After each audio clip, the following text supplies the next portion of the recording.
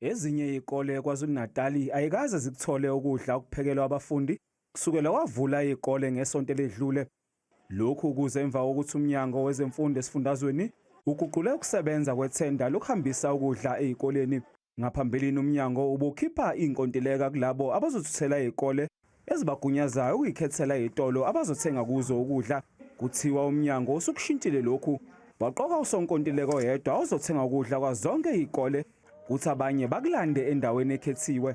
Abaphumeli obala ukusitshela ukuthi ngempela kwenzakalani ezikoleni, nanokuthi isinqumo esenze ukuthi kuqokwe lenkampani eyodwa kube yisiphi nemigudu elandeliwe uqola lekhampani ukuthi ibikade ilandeliwe ngendlela efanele yini imigudu yokuqokwa inkampani procurement process.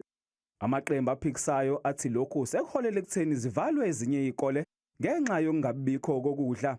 Kwezinye izikole principal bayivalela izikole ngoba izingane bese zijwayele ukuthi bayadla kodwa ukudla akukho ezikoleni. Simzwile futhi no-premier esekhuluma amampunge lapha sathi khona hayi lento isilungisiwe. Uma ungafona ufune noma ubani othisha bazokutshela ukuthi hayi iphutha leli.